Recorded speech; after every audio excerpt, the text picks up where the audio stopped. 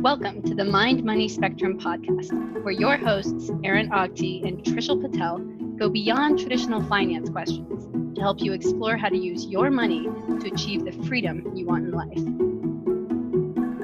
In this episode, Trishul and Aaron discuss modern lifestyle security risks. Between hacking, phishing, and scamming, cyber fraud has become increasingly sophisticated. These days, it's almost impossible to distinguish between a legitimate email and an attempt to steal access. They share a few of their learning experiences and how password managers and two-factor authentication help to protect themselves and their clients. Cyber fraud is not going away anytime soon, so never forget to be vigilant whenever you're online. And now, on to our conversation. Hi, my name is Aaron Ogti. I'm a financial advisor in the Bay Area, and I'm here with Trishul Patel, a wealth manager on the East Coast.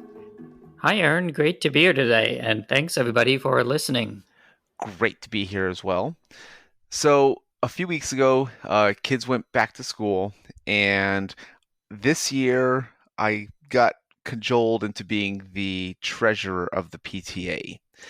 And the main responsibility is writing out the checks for reimbursements for all the expenses that are coming out of the PTA budget. So PTA does fundraising, and then we use that money to pay for different services and different events, and I have to actually write that check to pay for stuff.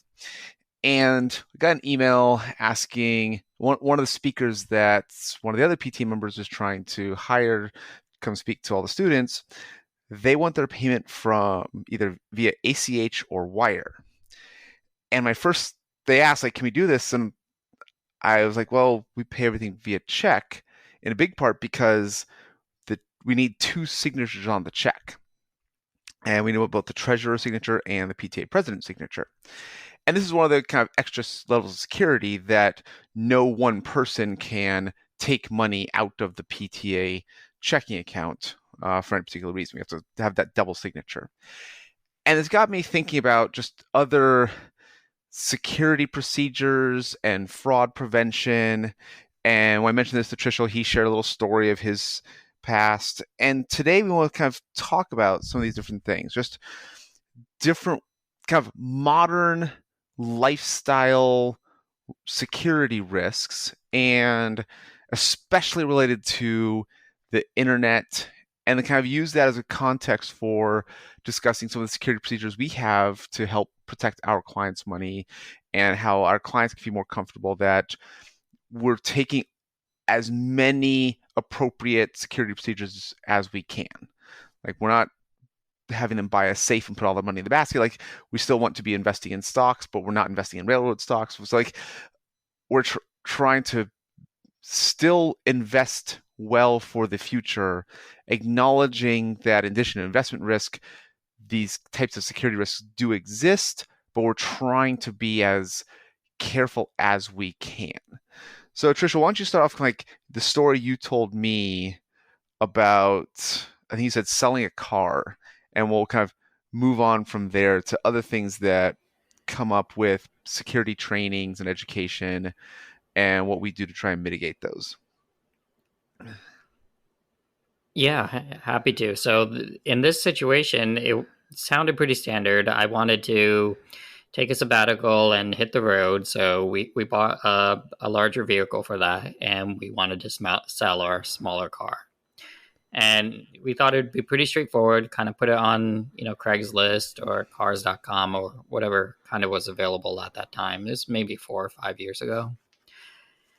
And immediately, I first day, I got a reply saying, hey, we'd like to see it. And it's one of those things where I wasn't really expecting to get into the whole transaction part so quickly. But all of a sudden, I found myself, kind of negotiating, and and the person, for whatever reason, I can't remember right now, but it sounded legitimate, couldn't come see the car, but they really liked the pictures and wanted to send me a check. And, I of course said, no personal checks. And they said, no, it's going to be a certified check. You have nothing to worry about. It's certified. And then I called my bank and said, can I take this certified check? And the bank said, sure. And anyway, a few steps later, we agree on the selling price. I get the check. It looks great to me. It's just in the mail. It's overnighted to my address. So just a day later, I get a check. It's a certified check, and I deposit it. I call the bank and, I just make sure that the check went through, and they're like, yep, check went through. Everything's good. And then I looked at my bank account balance, and a day later, I see the credit for the amount of the check. And I think everything's great. But, something didn't quite sit right with me. So I called the bank one more time and I said, well, is there any way this check can be reversed somehow? I don't want to, I don't want anything at all to happen. And then, after, waiting a bit, they came back to me with the notion that, technically it can. The credit that you're seeing is just the bank saying, hey, we trust this check enough that we're going to put the credit in the account. And then, I said, well, what if I took out that money and spent it? What happens then? And they're like, well, then you're on the hook. So, what that basically told me is not to hand over the title to that car. And I did not. And lo and behold, over a week later, the charges ended up being reversed. The check ended up being fraudulent. And, luckily, no harm on my end because I kept the title and I kept the keys and everything, and nothing really happened to me. But it's one of those kind of close calls where I could have lost a car or, gone through a lot of trouble for a bit of a misstep. And it just kind of shows the level of sophistication that that's out there now. And you certainly got to be careful. So, one thing I learned from that experience, if you're selling something online, for example, cash is king, right? And it turns out that some of those other solutions that are more convenient, they can also be not fully bulletproof, like your Zells and your Venmos and whatnot. It's possible for those to be undone as well. You'd think this isn't a regular check. It was a certified check, but even that could have been undone. So that's kind of my takeaway from that situation. I think that you mentioned just how sophisticated some of these schemes can be. I think that's the really hard part, is especially when we're online, especially via email. It's not that is this kind of fraudulent or not. It's they're so sophisticated. You can't. It's really difficult to tell the difference between something fraudulent and something real. If it's asking for some information that we need to open an account or transfer some money that you want to do, or you get an email that looks like it's from a bank that you have money with, how do you tell the difference? And this is, I've got a few things I've kind of gathered over the years, but the first one, you just have to be vigilant. You have to kind of, the default process is never clicking a link in an email.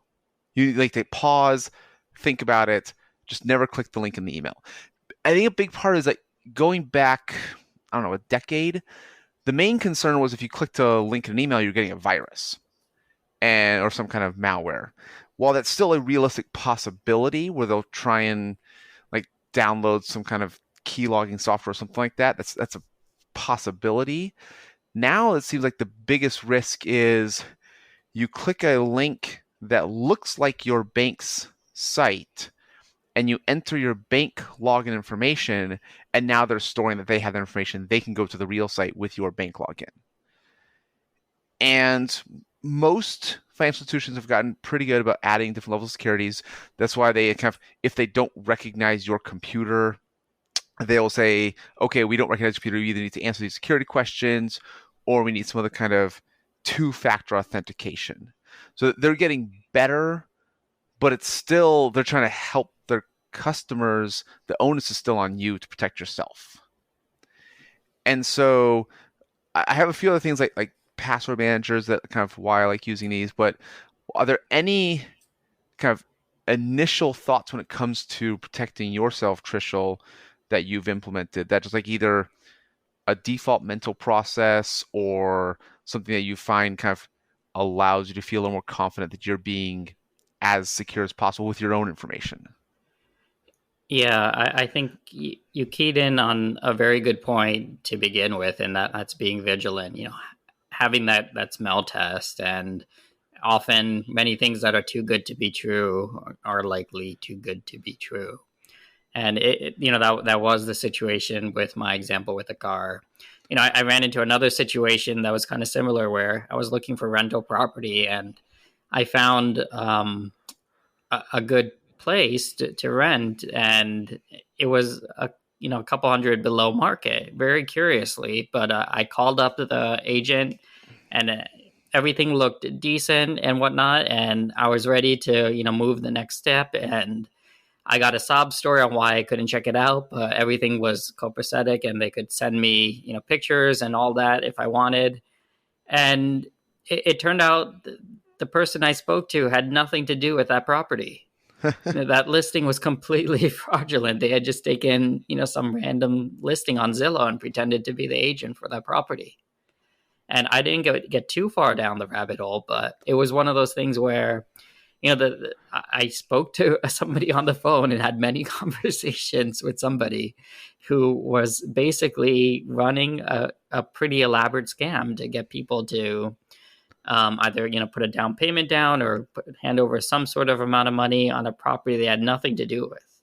And this property was owned by probably some random person who is a law-abiding citizen, had no idea that a scam is happening on something that they own. Yeah. I wonder, like, how would the owner even find out? Like, I guess unless you finally show up at some point and knock on the doors, like, okay, I'm ready to take the keys and buy this place, and maybe at that point they have no idea. Yeah, I mean, I had a little bit of fun towards the end once I realized it was a scam. I still talked to that person and kind of pretended I was on the way and got the hey, you don't need to go there right now. And but yeah, it's one of those things where how would that person know? You're right. You can't monitor every single thing that goes onto the web related to you, and it's one of those things you got to be vigilant. That's definitely a good first step. When it comes to the cyber stuff, I completely agree with the two-factor authentication. I think that's a line of defense that can at least place a good barrier between you and other cyber criminal activity beyond just your password, which frankly can be compromised quite easily. I think before the two-factor authentication took off, there was this interim period where websites used to have this this secret image that you picked out, where if you typed in your username, then you had to select from a group of images and say, hey, I'm the fish, and Yeah. the website didn't show you the fish, then you knew something's fishy going on here. It's another type of scam, right? However, it turns out that that's very easy to get around, because all a website needs to do is they need to send you to their website, and then you type in your username there, and they'll take your username to the real website. They'll get the fish, and they'll show you the fish. So it's one of them. Yeah, that's probably why you don't see those anymore. But it just kind of shows you that there is a bit of a cat and mouse game going on here, and being vigilant is something that you really can't compromise on. But yeah, as far as what you can do beyond that, I'd say two-factor authentication is a good next step. And like you said, password manager is probably a gotta have in today's world, especially when the average person has 100, 200 different logins that they have to keep account of. And it's very obvious that if you're using one password across all of these websites, or you're just changing a letter or two, then it's way too easy to hack, because as soon as one website gets hacked, well, now somebody has your email, they have that one password, they take that one password in your email and try it on 1,000 other websites, and even try changing it up one or two characters here or there. It's way too easy. Yeah. And yeah, having that password manager allows you to have a completely separate randomized password for each and every one of those 200 websites. Yeah, I think that's the key. It's not the strength of the password manager isn't necessarily the 16-digit special characters that you can't remember anyways. Well, that's really good. The single biggest strength of the password manager is that means that each site that you have a login has a different password. And so, like you said, if someone gets one, it's only good for that one site. You haven't given up your username, login, and password information to every other site. That's the biggest strength of Password Manager. And again, those 16 special characters do make it more secure than an 8-letter word. So that, like, from that perspective, yes, it's better. But it is that unique login for each site that really is the strength, kind of as of cybersecurity as of today. I actually have a couple stories related to password managers. The first is from my wife. She was working at a tech company in the Bay Area, and she got a phone call from another internal phone line saying, "Hey, this is Dave from IT. I just need a double check something. We have some problems with the internet, and can you just let me know of your login and password?" And she didn't give it to him. It's like, this feels weird, and no. So she didn't give it to him, even though it was an internal call. So like the phone system that she had on the desk, that it was an internal call. She let either HR or security or her manager, I forget how, she let someone know. It's like, I got this weird call. Are they working on the IT? She found out, I think, the next day or later that day, or the company had hired a security expert. And even though all companies in the Bay Area, all the employees have badges that allow you to log into the door. So you're not supposed to be able to get into the building without these badges. So someone had boxes in their hand, and so someone was very nice and held the door open for them. So once they were in, they went around lunchtime, I think.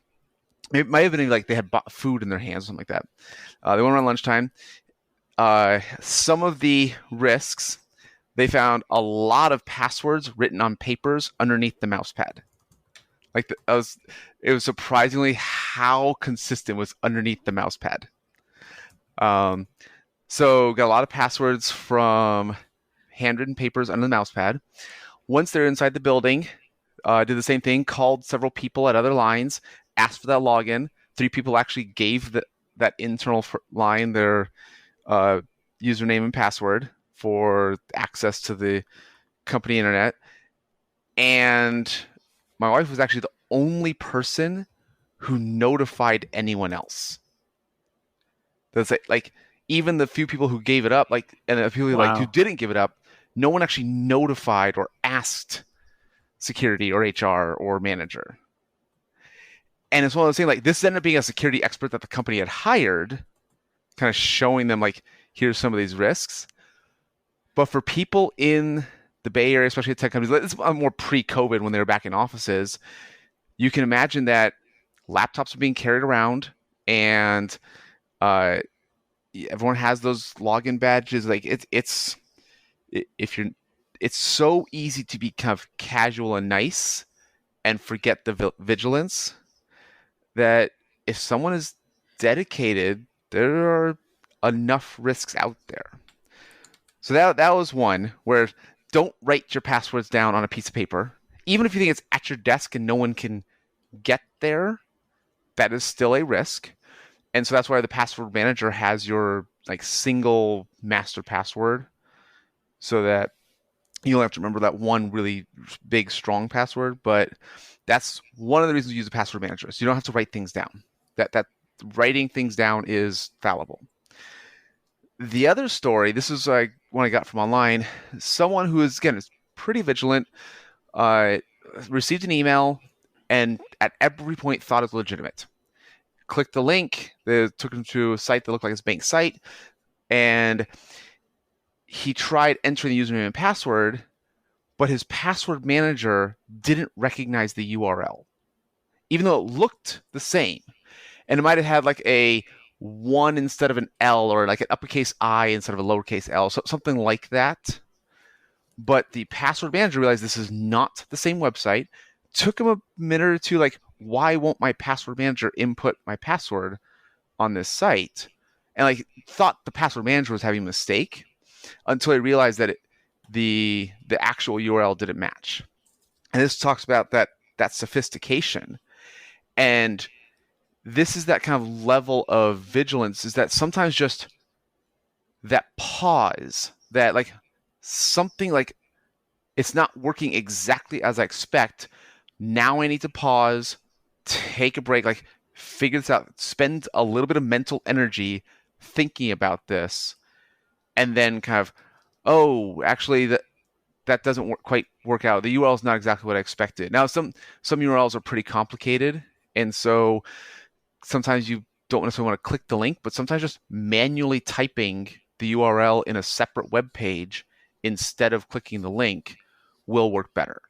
So I've done that a few times where I'll receive an email from, I think, Social Security, like SSA.gov. There's like, here's your, you received your annual Social Security statement. If I see something from a bank or one of the companies I use, I'll go to, instead of clicking the link in the email, which I'm pretty sure is accurate. I think QuickBooks has done this as well. Like, I need to update my statement to my accountant for bookkeeping. I won't click the link in the QuickBooks, even though I'm 99% sure that it's fine and accurate. I will go to my bookmarks in my browser and use my password manager to go to QuickBooks that way. And like, it's just like that little bit of vigilance, a little bit of pausing really helps make sure that you don't accidentally click the link and put in your username and password.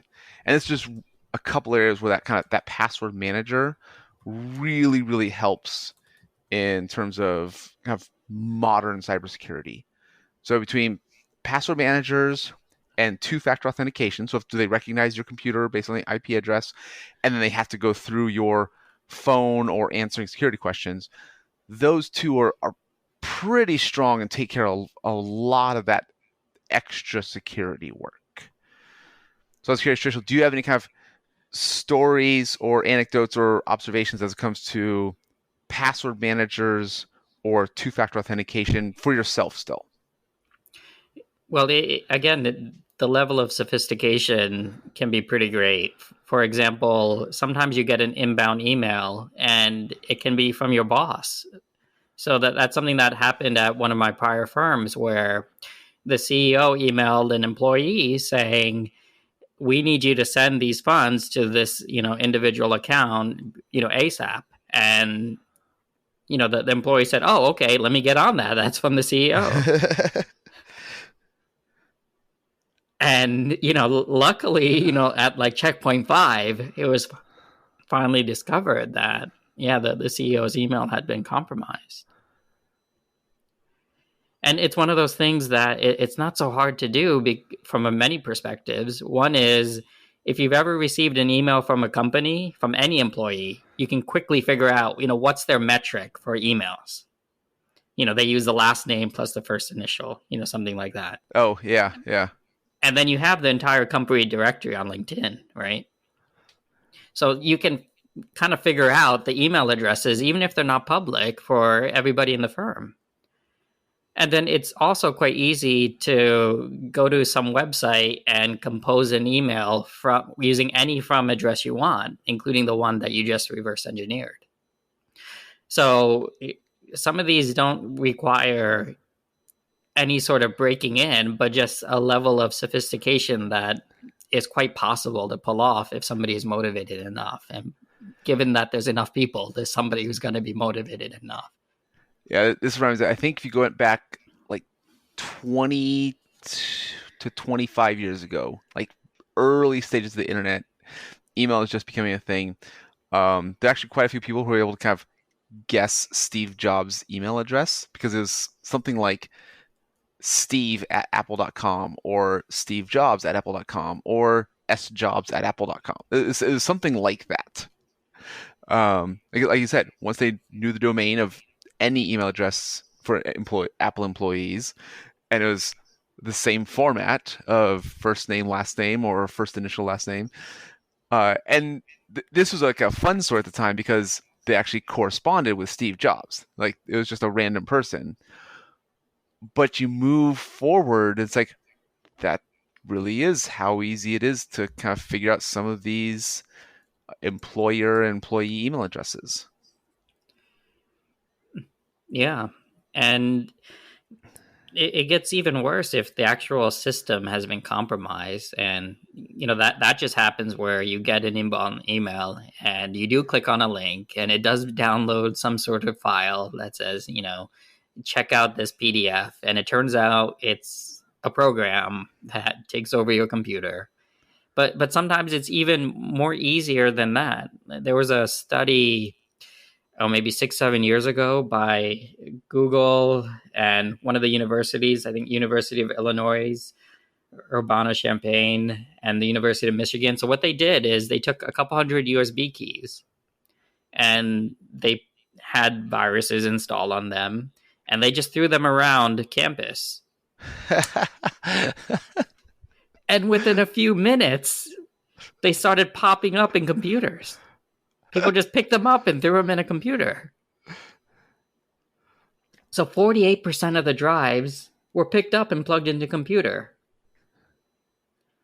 And you can guess what would happen if you take a random USB stick that you find and it has some sort of Trojan on it. It can literally take over your computer, record every keystroke, and email it to every person who shouldn't have that information. That's a great point. I remember my dad.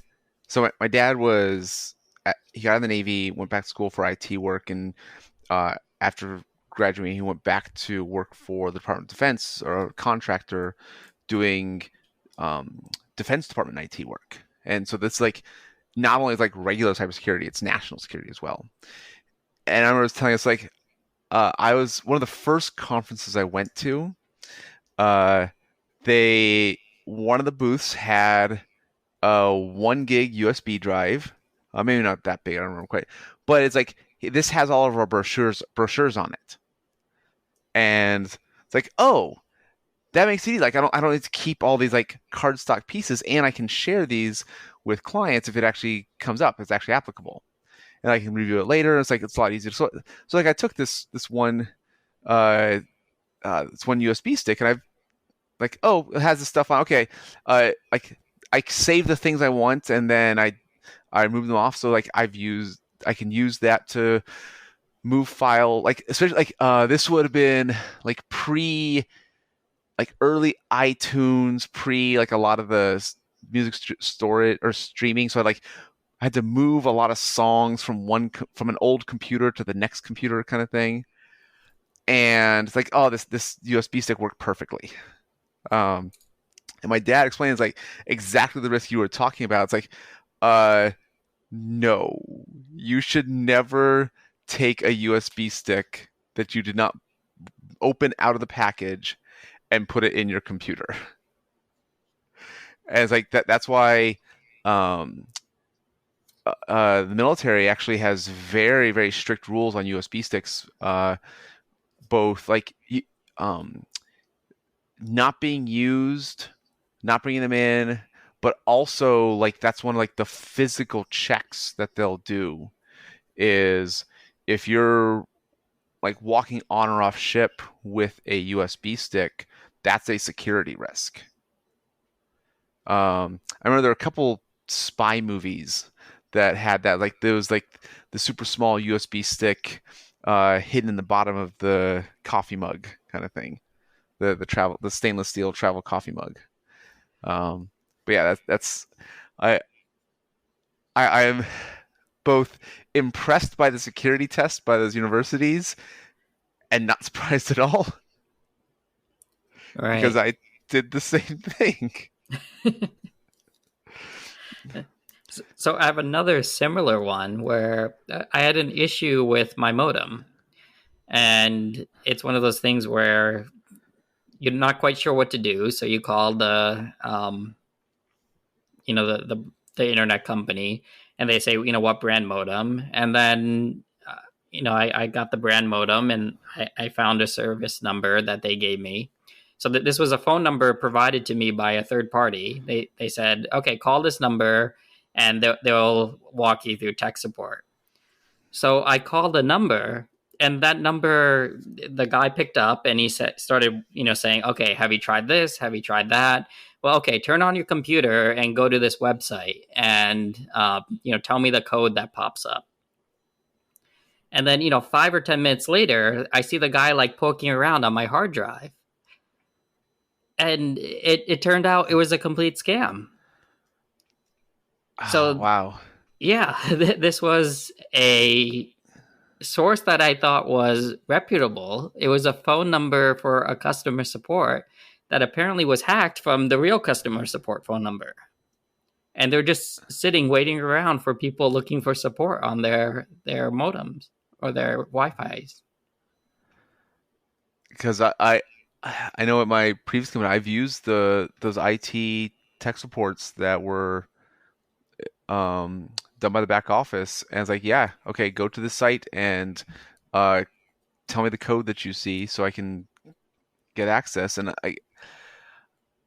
I guess I trust them because I knew who I was calling, like, but they were employees of the company. But yeah, like if the phone number gets redirected, or yeah, that's probably like that's why you have to be vigilant. It is, you can't be perfect, and trying to expect that you never have these types of exposures is not realistic. It'd be like trying to expect never, like we talked about the car insurance a long time ago, to expect that you never get in a car accident in your driving life is not realistic. Once you just add up the low probability of something happening times how many millions of miles are driven, eventually it's going to happen. And this is kind of like that. Yeah. And so you want to kind of try to be vigilant, and there's different security procedures you can take. But I think that this is you have to acknowledge that this is the life that we have now. So I don't want to end on that depressing note, because I think there's still a lot of good things that we do, especially when helping clients protecting their money.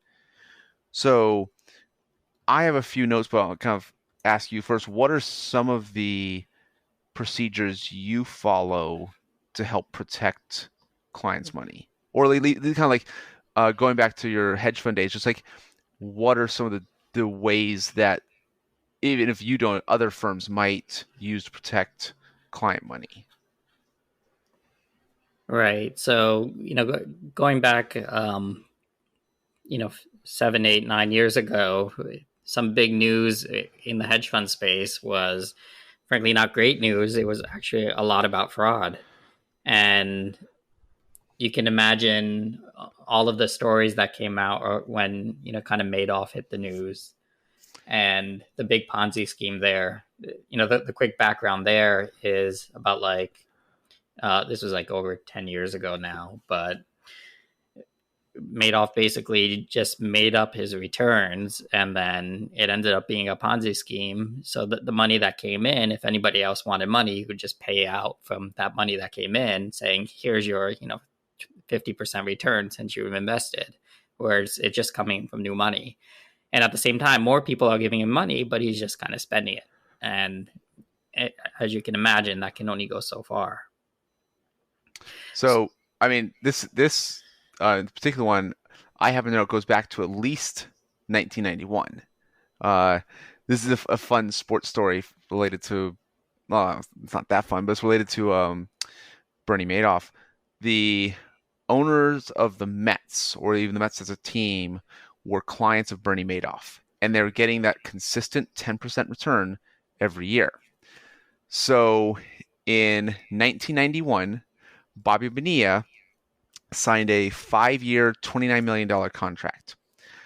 But instead of paying out $29 million over 5 years, so between $5 and $6 million a year, they reached an agreement of like, what if we just paid you $1 million a year for, I think, the next 40 years or 50 years, something like that. I think it was until he's like 72.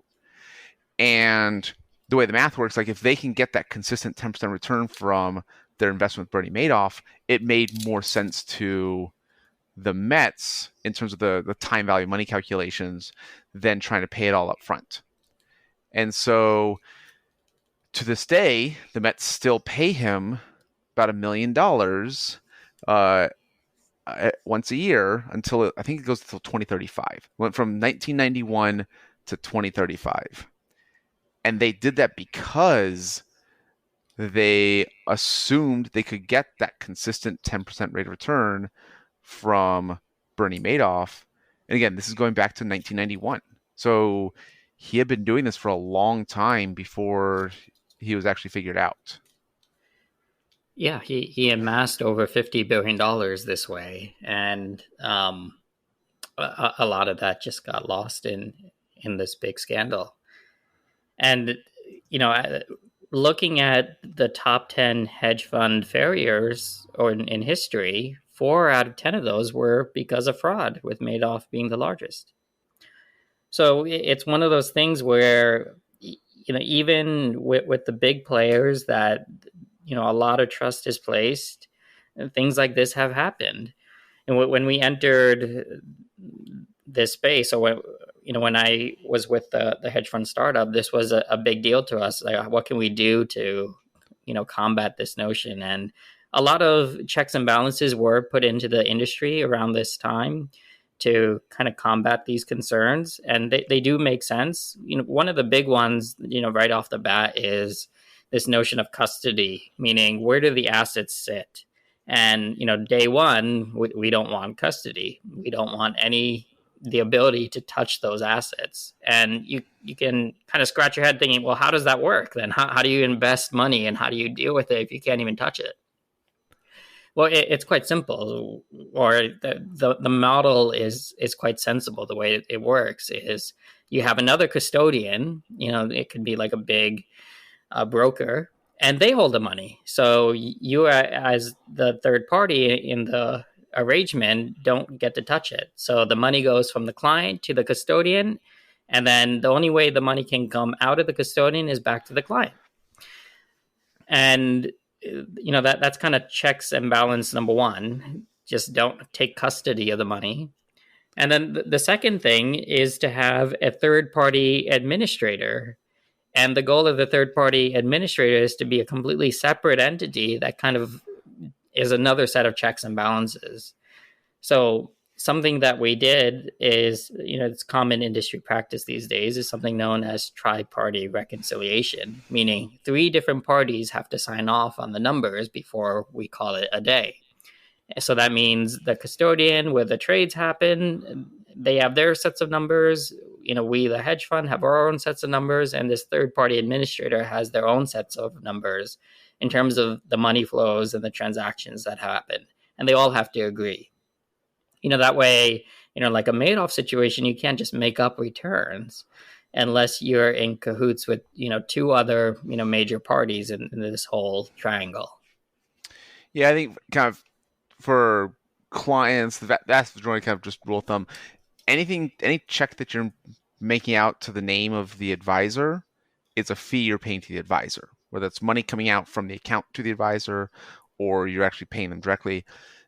If it's your own money that you're keeping, it's like, okay, I'm going to deposit this into my taxable investment account. You're making the check out to the name of the custodian.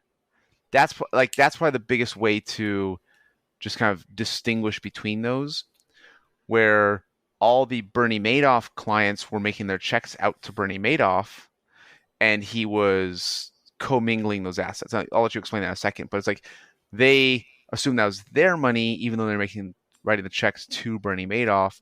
So that's why we use the custodian to hold the money, and the custodian can only follow instructions from clients or the advisor if the client signs off on it. And again, the only money the custodian ever sends to the advisor is the fees that they're paying to the advisor. Everything else is they're holding on to the client money. Right. Yeah. So, when I set up this business, you probably had the same decision to make, Aaron. Do you want to take custody of assets? And if you want that ability, there's a bunch of other checks and balances that you have to go through. And for me, it was a very easy decision. Like, nope, nope, don't want custody. That's Yeah, not yeah. something I want anything to do with. And it just makes the whole process a lot more simple because I don't get to touch the money and I don't want to. So I think there's a small, I don't want to say caveat, but kind of distinction. Um, in general, most advisors or fee-based advisors, they'll have in their agreements that they will have discretion, but they don't necessarily have custody. And discretion means that they can take actions in the account, such as buying stocks or mutual funds or ETFs or selling things on your behalf or selling to raise cash. They have discretion to make those actions within the account on your behalf without the client signing off. So that's discretion. Custody is the ability to take money in and out of the account without the client signing off. And so, no, I do not have custody. I do have discretion. Right. Yeah. Same with me. And the notion is, even if I do have discretion, I'm not kind of taking that money, to Vegas and not touching it, but I'm following a set plan, and that's governed by what we have a investment policy statement. So this is a guideline that we come up with the client, saying, here's what we're going to do. Here's the strategy we're going to follow. Here's the guardrails on how much risk we're going to take. So even though in many situations I have discretion over how I handle the money, there's still a lot of checks and balances along the way. Yeah. So with using a separate custodian, what are some of the other procedures you have in place for kind of protecting clients, avoiding scams, avoiding phishing? So some of the things that you follow to help protect your clients. So a good part of being a financial advisor is having a lot of compliance checks in place. And a subset of that compliance program is the data security program. And what that entails is ensuring that there's a good amount of security around the data that is non-public as it relates to a client. So this can include information, like social security numbers and account information, account numbers, and all the different things like that, sensitive information. And the idea is you want to make sure that that's secure, but you still want to have the flexibility to use that data in a meaningful way. So it's not that, the data has to be passed back and forth on written paper, hand deliver, between you and the client, but we do need to lean on technology. But again, we have to realize that, there are certain things we can do to make that more easier or more seamless and to allow the information to be passed in a more secure way. So, part of that, for example, is with email. One thing that we can't accept as an advisor or send out as an advisor, it is confidential information. So that information has to be uploaded to a secure website. So I have my own secure website where we transfer files back and forth between myself and the clients. Yeah, that's just basically like that's a really good one of those default processes or kind of default thought process. Email is not secure. It's just between phishing and attachments, email is not secure. So I also use my financial planning software. eMoney does have the same kind of. They have to create a login with their own password, and they can upload documents securely that I can view based on my login information. And so that's why I have clients send me all the personal statements that I need to help them put together the financial planning projections. So yeah, it's if the client has one login that the advisor doesn't know, the advisor has a login that no one else knows, that would be considered a secure system where it's not going through email and allows the clients to still send information electronically. And there's a lot of other versions that they'll do this. You can secure Google Drive, Microsoft's OneDrive. You can add passwords to that. A Dropbox will do things like this. There's a variety of security solutions out there. But yeah, basically, whoever's doing the upload has some kind of login. And the trying to think, there's one that's also pretty common. I'm trying to think of which one it is. Like, do you know the most common one for that? For password manager or no secure sending documents securely. ShareFile. ShareFile. That's what I was thinking of. Yes, ShareFile. Right. Yeah. So that's probably the most common one. Of like, you have to create a login to be able to send documents to anyone else securely. Yeah. Yeah, so that there's that, and then also if there's a public Wi-Fi involved, if you're a client, it's good to know that if you're sending, or if you're an internet user, that is, if you're on a public Wi-Fi, those are very insecure. Your data is quite visible to anybody else on that network, and that's where a VPN would make the most sense. Yeah, VPN. That's a good call. Good call. A couple things that I use to help clients. One, I use kind of e-money for uploading documents securely. When it comes to their investments, I use SEI as the custodian. So again, we talked about clients write their checks to SEI for their own money that they're keeping. A couple things that SEI has implemented that's a little different from other financial institutions is they rely on the advisor as an additional level of security. So, for example, if you go to E-Trade, you want to transfer money from your E-Trade account to your checking account, or Fidelity or Schwab, I know they all have online systems where you can log in, enter the bank account and the routing number, and then send money to your bank. SEI wants the advisor to be part of that process. And so they make very clear, don't accept instructions via email. Again, email is not secure. So SEI wants to actually contact me, say, did you talk to the client? Did you get verbal instructions or confirmation either over the phone or via a Zoom meeting before they send any money out? 2, the clients can't log into SEI and have money transferred out. So if their login information is ever compromised, their money is still secure. They have to go through me. I notify SEI of the transaction, but that still is going to have the client sign off on that. So there's still a DocuSign process that adds that level of security. So again, it is a little slower, but it does add that extra security of, I know my clients, so I will talk to them first. SEI will follow my instructions, but still have the client sign off on that. And when it comes back to like that two-factor authentication, this is kind of like a broad idea. It doesn't always have to be exactly a code that's texted to your phone, although that's the most common one. One of the things I'll do,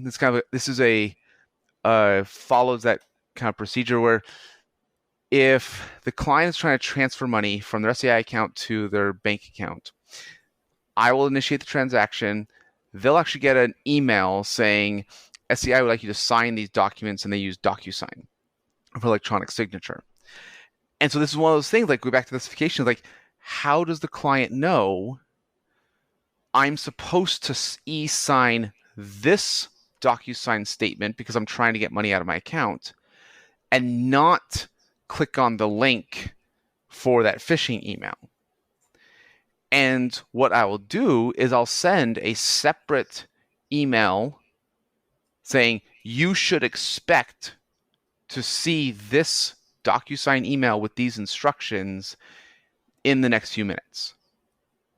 And this is a kind of a lower form of a two-factor authentication, where if they see that email unprompted, it should raise red flags. But because I'm telling them they'll get an email from my email address, and then they'll get an email from SCI or slash DocuSign for that process. And because they're at the same time and they expect it, that's an additional level of trust and security. And so these are just like different forms of security that SCI uses that I use with clients. The only way to make that easier, which is slightly less secure, is if the client signs off on a standing instructions where there's a link between SCI's investment account and the single bank account. They do that in advance, and then later on, the client can call me. I can do it based on just their verbal instructions. We don't have to have that extra step of the DocuSign, but it's only with that one bank account. They can't, if it goes anywhere else, they have to sign off on it again. And so that's I think that's the kind of theme of two-factor authentication. Is technology on the custodian side has gotten pretty good where it needs to recognize the computer you're using. It's using your phone number as the second check, which is a kind of two independent processes that it can verify. It's using the advisor as a second check. So kind of these are the different ways of implementing the idea of two-factor authentication. It's just not the single login, go online and transfer money out. It's, is this coming from an expected source or is this unexpected? So do you have any other examples of anything like that, like two-factor authentication, security procedures that you use with clients, or like just if a client needs to get money out of their account, one, what would raise a red flag? Or two, what is your normal process? Right. So the high level procedure is money has to go out from the account that it came in from. So it can't just go to some random account that you texted me about, at 5 a.m. in the morning from, just a random out of nowhere text. And, the other thing is also to link up the accounts to our system. It does require the DocuSign. And with the DocuSign, you can also add two-factor authentication, meaning the client must have some sort of independent verification that they're the person who's DocuSigning that link for their account information.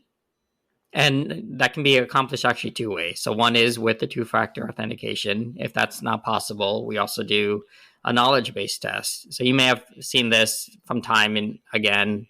These are the situations where you need to identify yourself, and what actually happens is a third party soft pulls some information from your credit report, and they ask you to say, okay, what car did you have a lease on 5 years ago? What street did you live on in the past? And things like that, so that the system can assure that you're the person conducting this transaction and not some random person.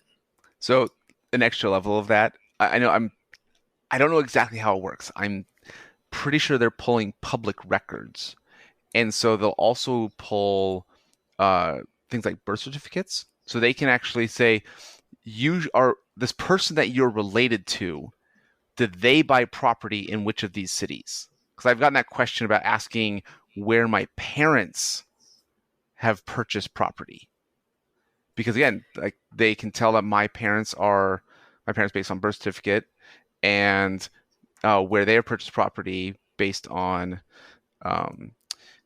public records. So it's like the recent question, because my parents moved, they're asking questions about my parents' property purchase history that I've never lived there or been there, kind of thing. Like I've never been involved in that particular address, and that's an interesting extra level of like mental security that even someone who knows me pretty well probably could not guess the answer related to my parents. But also, that's a lot of interesting ways of figuring that out via public records.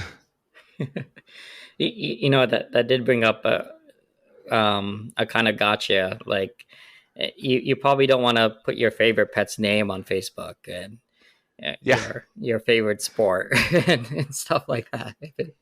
If these are the three challenge questions that we see all the time. When you mentioned the pictures earlier, my picture was always the football or the golf ball or something like that. Right. It's like, why would I choose a fish? I don't care. I have no recollection of fish. Well, that's why you choose the fish, right? Yes, but I'm gonna forget the fish. That's the problem. Those things only work if it's like easy for me to remember and difficult for anyone else. Yeah, I mean that's why I think they are phasing out that, and frankly, the challenge questions are a little too easy from that perspective as well. Yeah, I think yeah. two-factor authentication is taking the lead there. Especially kind of just the especially within the US among adults, the ubiquity of cell phones and vast majority of the population having a single phone number tied to that individual person. Just kind of with landlines going away and cell phones taking over, it's I don't want to say a safe assumption, but it's like a good majority assumption that the other person on who has that phone number is that person. Right. So this I'd love to hear from listeners of either stories where they almost got caught in a phishing or fraud attempt, or maybe they did and what they learned from that. Again, the story my wife told about the security expert testing this company's security features and just how bad it was. This like felt like any other Silicon Valley story. Like it could have been any company. So I'd love to hear more stories if any of our listeners want to share. Yeah, for sure. Do leave a comment if you have something, or just shoot us an email. We'd love to hear from you. And thanks, Aaron. I enjoyed the conversation. And thanks, everybody, for listening as well. Bye. Bye. We appreciate you joining us today for this episode of the Mind Money Spectrum podcast. Be sure to visit mindmoneyspectrum.com to access the entire library of episodes. Remember, it's not black and white, but the wide spectrum of gray area where you get to pursue the freedoms you want in life. Opinions voiced in this material are for general information only and are not intended to provide specific advice or recommendations for any individual. All performance referenced is historical and is no guarantee of future results. All indices are unmanaged and may not be invested in directly. Have a nice day.